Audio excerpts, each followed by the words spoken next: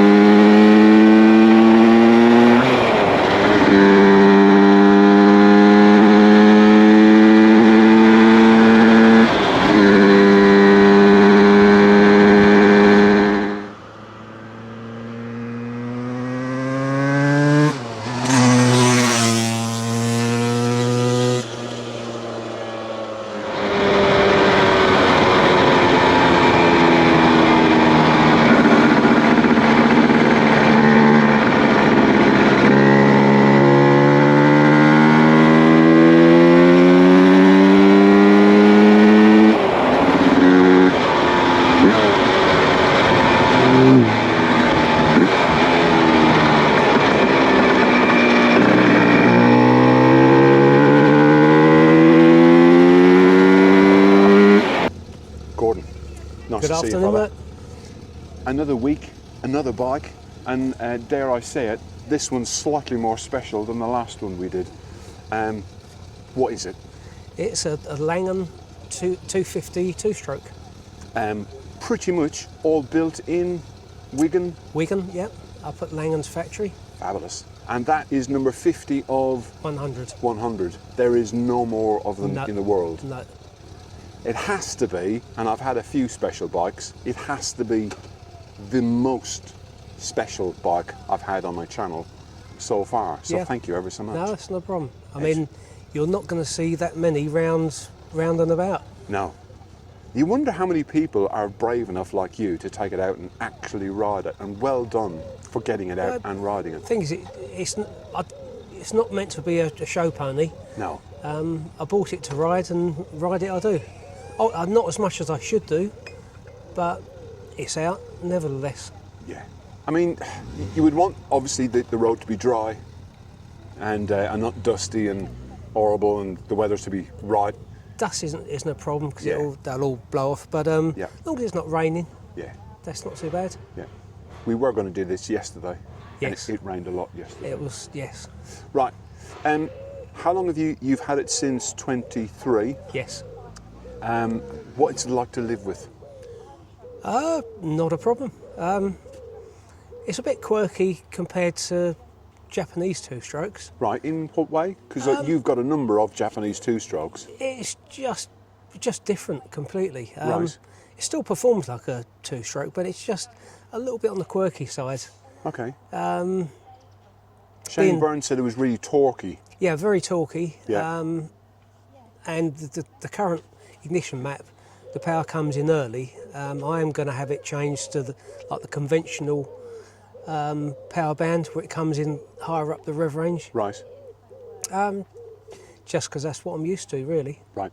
Okay. So you're used to riding either 350 power valve or a 500. Yeah. If you watch the video that we did last week, you'd see what also he rides, which is a very, very special bike. Right, anything about this bike that, because obviously you look at it and stare at it and kind of have pointed out some bits and pieces to me. So apart from the bottom yoke, which has a brake line running through it. Yes. Is there anything else that you think is worth mentioning? There is loads, I'm everything sure. you look at. I mean, the engine, it really got me because it's all made out of billet aluminium, and the engineering skills involved. It is a work of art, Yes. engineering-wise. Yeah, it's not just everything that's designed on this bike. Everything that's on this bike is functional. Yes. It's designed for a purpose. It just happens to look beautiful at the same time. So the way I was talking to Gordon earlier, and I said you could buy yourself a cheap digital watch, and that will keep time and will work and it will function just fine. But this is your Rolex. This is your beautiful timepiece that's functional but looks beautiful at the same time. Do you agree with that? I do indeed, yes. Yeah. So there's an awful lot of carbon fibre on it. So the cylinder, one of the guys who was sitting here earlier thought it was a 3-cylinder, but one of the cylinders is actually pointing kind of down towards the ground, and the other one is kind of pointing kind of like that. Yep. So the engine's kind of like that. In a 90-degree V. Thanks, mate. Yeah, it is 90-degree V. Yeah. It is. It looks. I thought it looked nice in the photograph, and like I was saying to you, and it's kind of hard to describe, but I thought it looked really flat, but it's just not. When you see it in the flesh, it's just, I think there's a natural kind of line runs through the bike that way. Yes. And yeah, when you see it, it's not as straight as you think it looks. It's definitely not. No, it's got a few curves and a few. Yeah, yeah. Now, one of the guys who was here earlier said it looks a little bit like a CCM. There's a reason for that. It's because the chief engineer used to work for CCM. Yes. So there's bound to be an amount of crossover between CCM and it. Any other quirky bits or bits to point out? Oh, I mean, you could look at it for Oh, I could. ages and keep looking. I mean, I love the fact that you've got spoked tubeless rims. So they were an option. You could have alloy. These were the standard fitment. Right. Alloy wheels were an optional extra. But it's basically, this was the exactly the same as their first production model. Right, and the so test when you bike. went to the show, because you saw this at one of the bike shows. No, I saw this down at Goodwood. Oh, right, okay. Yep. The Goodwood Revival. Yep. They had and that was the spec. That was at the. that was their test bike show Right. model before production started. Right. Wow. So I wanted it exactly the same as that because I just loved the original colours, the design, and you can have it in any colour. oh, multitude, yeah. Yeah, you can basically be as adventurous as you like with the colouring, but I think it looks right like that. Yeah. I've seen, well, since I've been back up to Langen's again, I've seen a green one, a red one, basically on the tank. Yeah, green, red, a blue one, some with a Union Jack blended into the carbon fibre. Wow. But yeah, there's 1,000,001 optional extras, obviously at a cost. Yeah.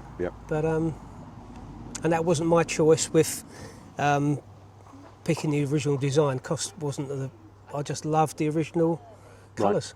Because obviously the more things, people have quoted that they wanted a bikini fairing for it. You can have various different bars, risers, setup, straight bars and all sorts of different things. Alloy wheels, upside down forks. They're obviously conventional forks and not upside down. So there's loads and loads of things, but every time you kind of say, I'll have all of that, the cost goes up. Now I was told, and you don't have to answer this question, that the price you're kind of looking for is somewhere between 33,000 and 35,000. Yes. But you were a little bit north of that, weren't you? It was. Is it exactly? Oh, sorry. Yes, it was 37,000. Wow. Because I picked out black titanium bolts. I had a tracker fitted, so that bumped up the cost. But you can go further than that. I mean, I've heard some of their customers spent over 40,000. 40? Yep. By the time they've added on alley wheels, upside down forks, different colour carbon fibre. You can go on and on. So Yeah, obviously the cost just keeps rolling on. The thing is, if I was going to go 40 odd grand, the debate then would be, would I ever ride it? And, and you just think, if you're going to spend 40 grand on a motorbike and not ride it, what's the point? It could become a show pony. Yeah, absolutely. Yeah. Yeah. Stuck in your hallway or on your... How many miles have you done on it? Embarrassingly, I've only done just over 200, sorry, because it was 186 when I come out today. Right. And we've done a few passes around in front of the camera. Yeah. So it's over 200 now. Right. That's not a lot for a bike that I collected in July 2023. I might convince them to take it a few more times. The trouble is, once you don't use it, it's easier to not use it than... Yeah, I know.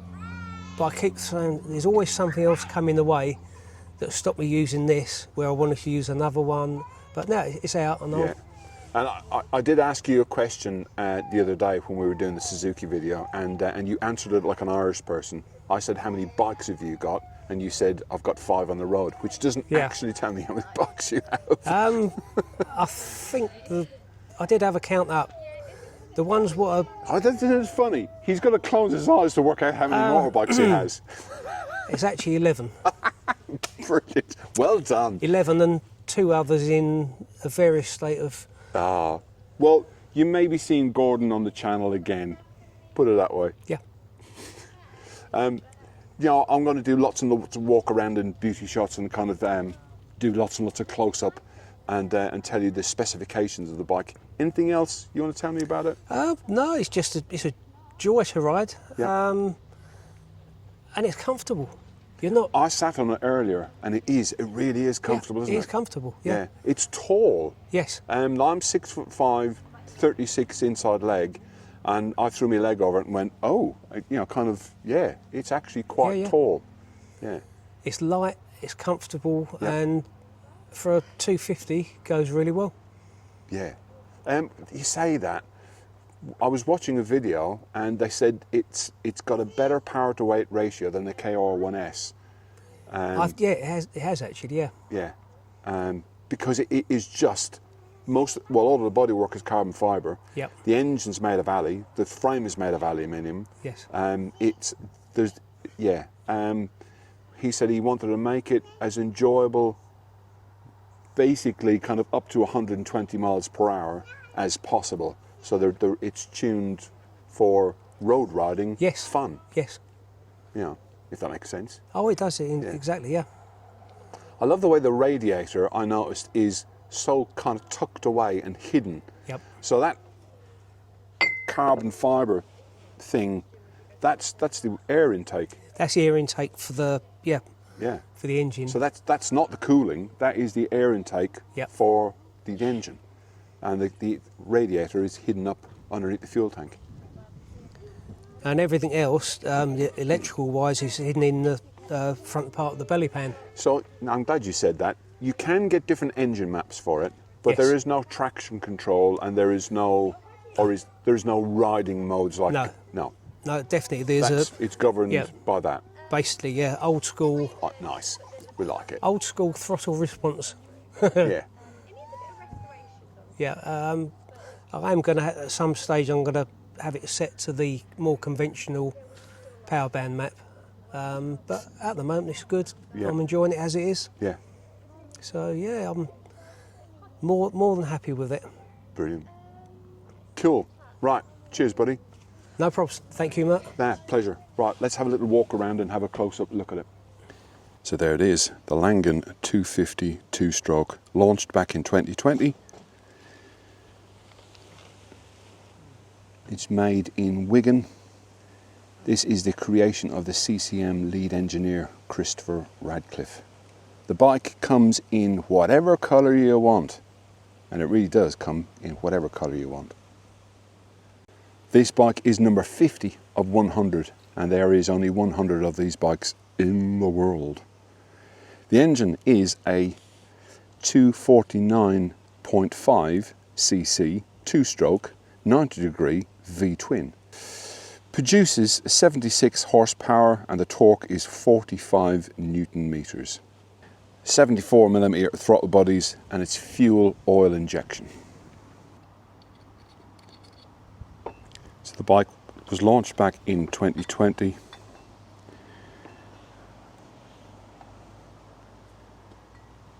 And the engine features is a 250 liquid cooled 90-degree V-twin, carbon fibre reed valves even, with counter-rotating crankshafts and electric start. And the starter motor is right down there, right, just sitting over the top of the exhaust. Bottom cylinder is there. The intake is there, and that's your intake mouth just there, one either side, and your top cylinder. So that's the top part of your V, bottom part of your V, and your carburetor set, or your fuel, their throttle bodies set is in the middle. And the fuel tank is carbon fibre. In fact, all of the bodywork, all of the cosmetics, seat unit, hugger, the air intake, the belly pan, and the headlight, and the front mudguard are all carbon fibre. Right, so I did say the power output earlier, but I'm going to tell you the power output with RPM. So power output is 76 brake horsepower at 11,700 RPM, 45 Newton meters or 33 foot-pounds at 11,700 RPM. Claimed top speed is 120 miles per hour, and the weight of the machine is 120 kilograms. And that apparently is fully fueled and ready for the road. The frame is TIG welded 70-20 aerospace aluminium tube and CNC machined bonded fixture points. So these points on the frame here are all bonded, they're not welded in. That is right, isn't it? Yes. That's what you said. I wanted to call it a trellis frame, but I don't know if that's technically correct or not. Is it trellis? Yeah, because I mean, a KTM is a trellis frame, but they are definitely more kind of triangular. Yes. But I guess there's a proper, but it inspired, I'm told, by Spondon, and apparently the creator of the bike did actually speak to some of the old technicians. Apparently so, yes. Yeah. I'm going to give you the dimensions of the bike. I can't tell you the seat height, and I think it's slightly immaterial anyway, because you can't buy them. And if you do happen to find one for sale, you're going to spend a lot of money. So the total height of the bike is 1,140 millimeters. The width of the bike is 800 millimeters. Total length of the bike is 2,040 millimeters. Wheelbase is 1,450 millimeters. And that's just for the nerds. The brakes are up front. We were both surprised by this, but the discs are actually made by Brembo, and they are 2 of 320 millimeter, and the calipers are by Hell, radial mounted and made of billet. And as you can imagine, they're just gorgeous.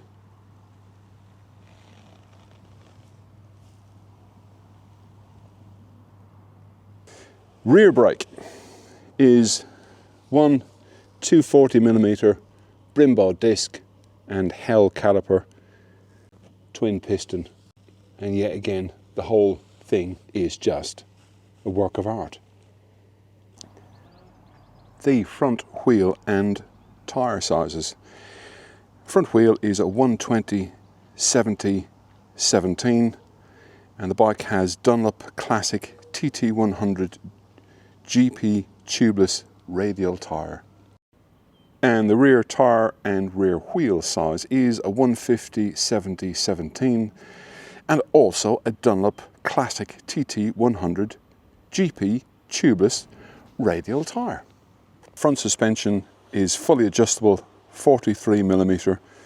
We think the pronunciation is nitride, so that's the nice dark black colour, and it's a conventional O-rings, and the only reason it's got O-rings forks on it because this is a British bike, is because there's no fork manufacturer in the UK. The bike has telescopic forks with 120 millimeters of travel. So the suspension around the back is tubular aluminium swinging arm with twin fully adjustable cantilever K-Tech Razor dual shocks with 120 millimeters of travel. I was surprised that it had K-Tech on the back and O-Lings on the front, but like I said earlier, K-Tech are obviously a British company, so the man who designed the bike wanted as many British components as possible. So there is only two things in the bike's design that are not British: the engine and the front forks. The gearbox is 6-speed and the final drive is chain. And we were saying earlier that the chain on this is such a light gauge, it's not much heavier than a bicycle chain. It's actually got quite a long chain as well, I was surprised. But it works, and it's all that matters. If you have liked this video, please leave a thumbs up. If you haven't liked this video for any particular reason whatsoever, please feel free to leave a thumbs down. Don't forget to like, subscribe, ding dong the notification bell if you'd be so kind. And then hopefully, all being well, Gordon and I should see you in another one. Until next time, people, take care of yourself. Have a fantastic weekend. Bye-bye for now.